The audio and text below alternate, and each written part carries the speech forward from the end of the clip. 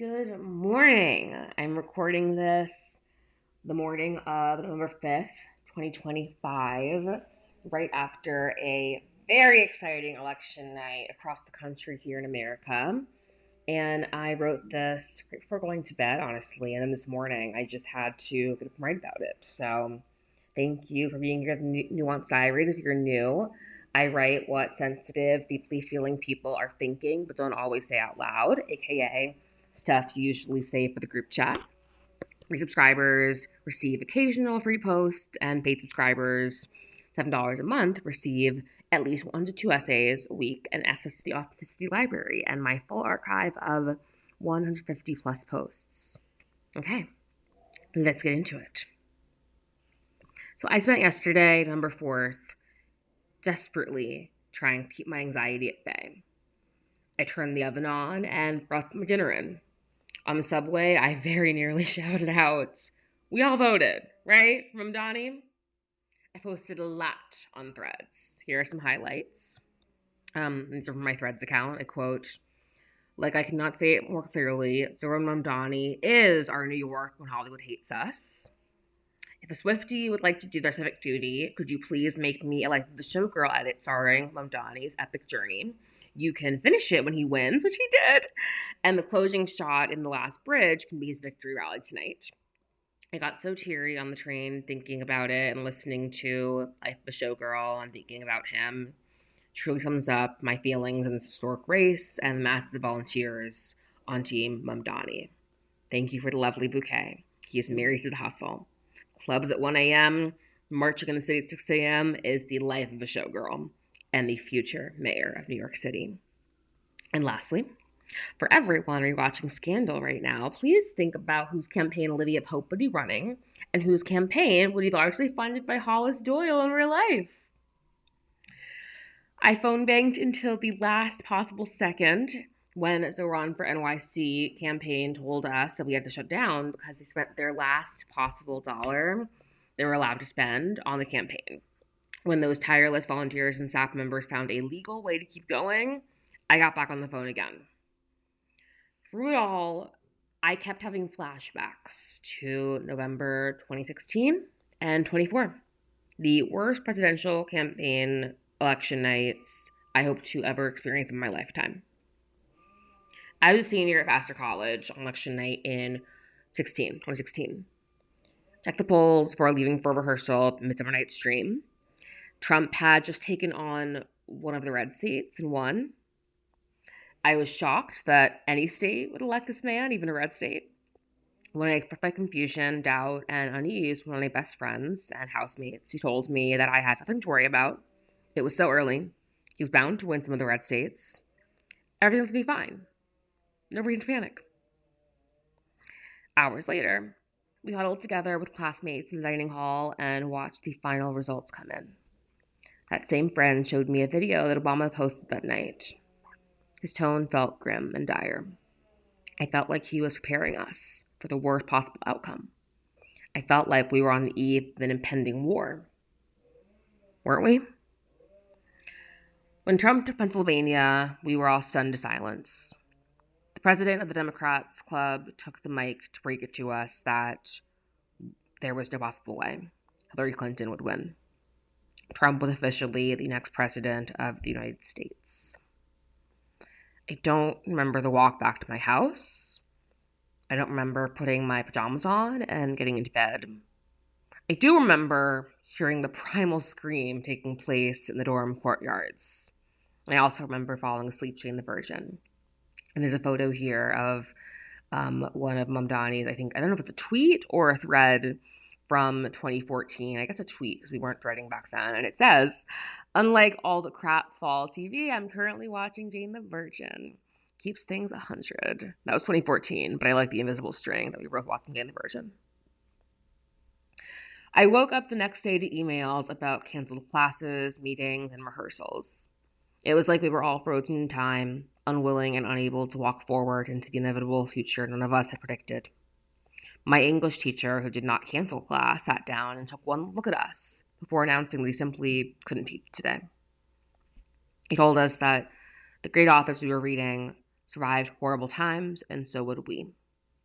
In that class, we were currently reading books like Heart of Darkness by Joseph Conrad. I remember thinking, oh God, what's going to happen to us?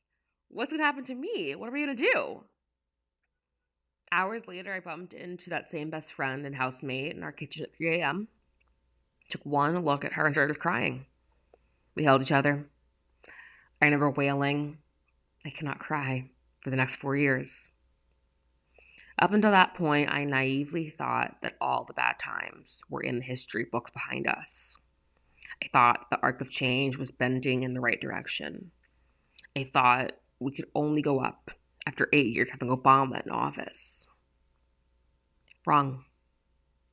This is a quote from Mayor Mamdani. We will leave mediocrity in the past.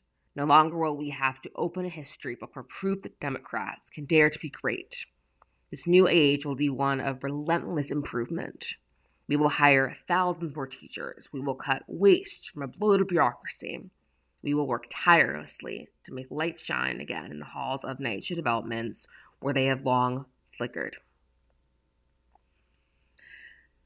I can't decide if 2016 was worse than 2024. In 2016, I was certain the Trump presidency could never happen.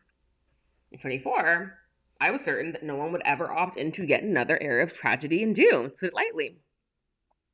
Unlike in 2016, I did not stay awake to watch the results roll in. After seeing how long it took to count all about 2020, I figured it was futile to wait and see, so I said a prayer to whoever gods are out there and went to sleep on my couch in my seaside San Diego apartment where I was living at the time. When I woke up and checked Instagram on autopilot, I was met with a villainous photo of Trump and a caption that read something like, "Trump storms back." A living nightmare.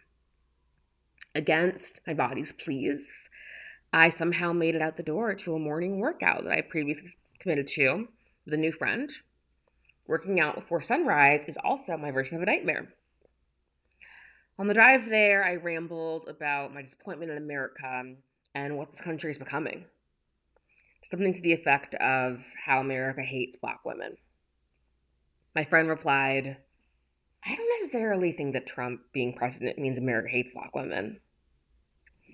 In true abject shock, I delivered a 2-minute rant on the recent murder of Sonia Massey, whom my new friend never heard of, and what it means that a Black woman can be shot to death in her own kitchen after calling for help, and that another Black woman, me, has to read about that murder while making pasta in her respective kitchen. I cannot tell you how surreal that was. That's how I ended up comforting a white woman about racism in America no less than an hour after finding out that Trump's second term was going to happen. I couldn't believe the situation I was in.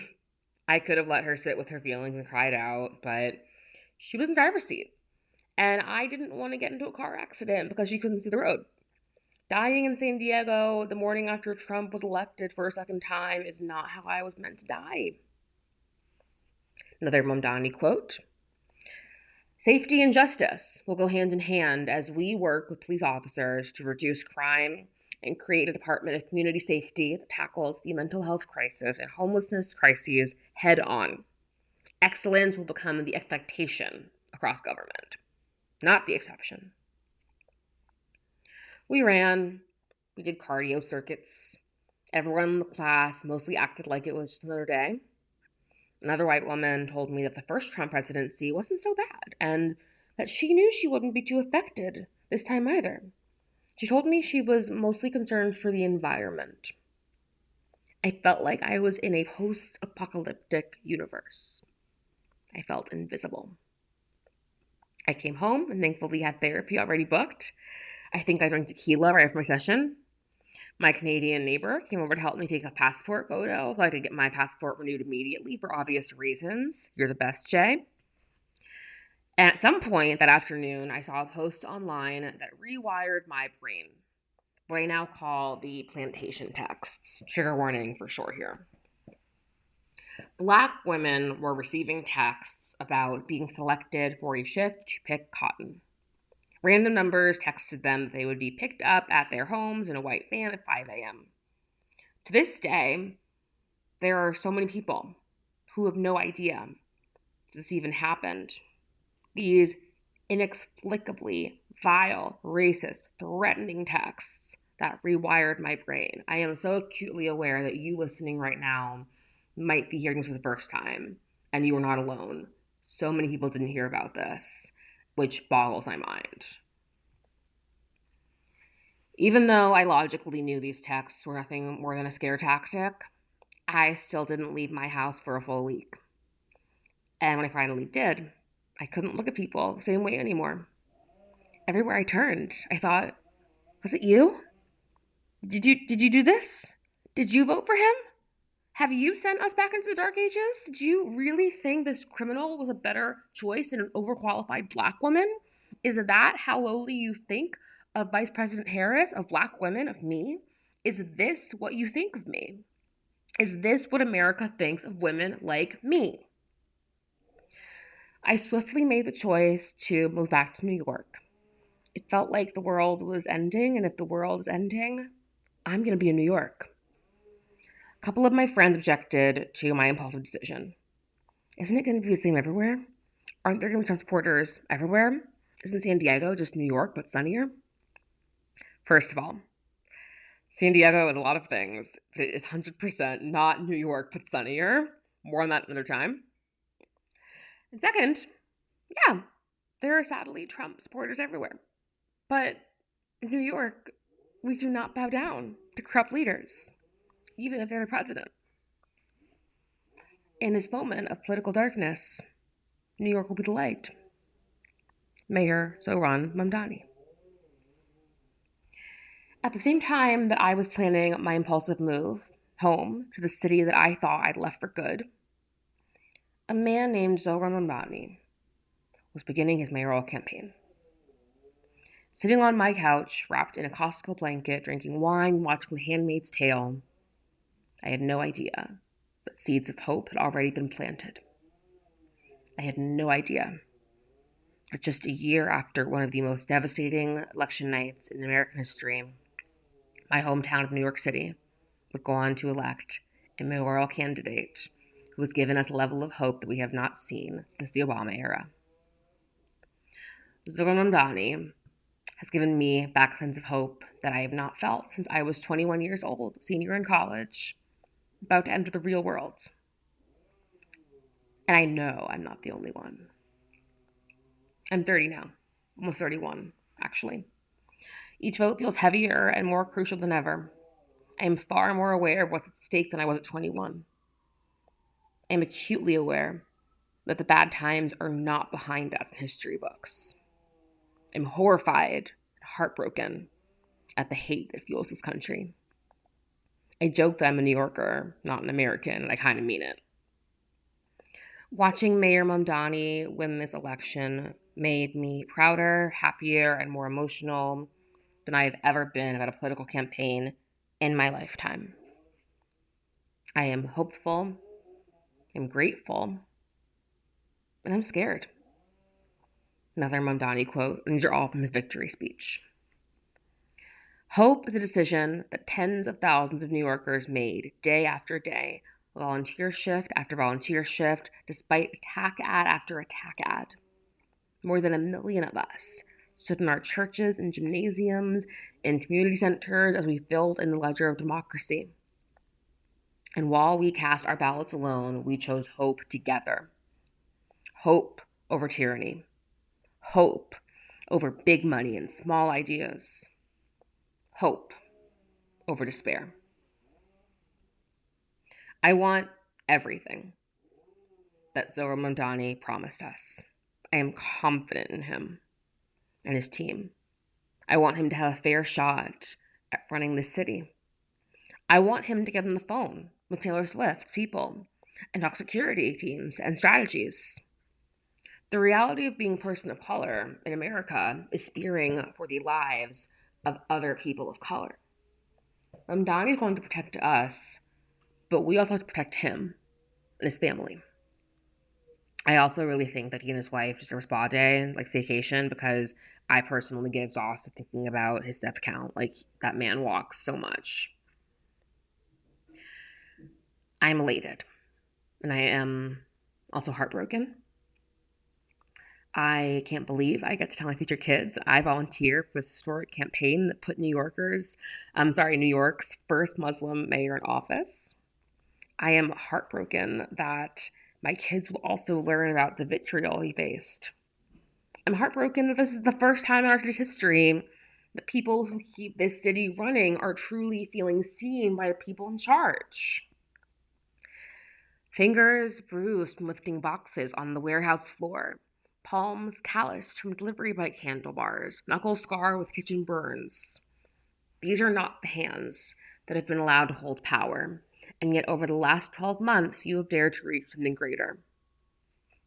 Tonight, against all odds, we have grasped it. The future is in our hands. My friends, we have toppled a political dynasty. Mayor Mamdani. I'm exhausted. Right after the confirmed results came in, I texted a friend and said, I'm going to sleep so well tonight. And I did. I let out a breath I didn't know I've been holding. Scared, tired, hopeful, grateful. We can hold complex emotions and miss times of celebration and joy. There's room for all of it, just like there is room for all of us in this beautiful city. Most of all, our greatness will be felt by each New Yorker when the city they love finally loves them back. Mayor Zohran Mamdani. On the note of celebration, I personally would like to rebrand New Year's Eve as Mamdani Eve this year because my future mayor is being sworn in on January 1st. I will also be referring to him as New York's mayor effective immediately, regardless of when he is sworn in, because that's my mayor. That's our mayor. Zohran Mamdani. So emotional, so grateful. Thank you for listening. All of those quotes that I read came from his victory speech, which was beautiful and just awe-inspiring, and I've linked it below if you can want to watch it in its entirety, which I highly recommend. And also, on another note, congratulations to everyone voted in last night. The blue wave across America has been just so awe-inspiring, and I just really am so grateful. So, thanks so much for listening, and we did it, Joe!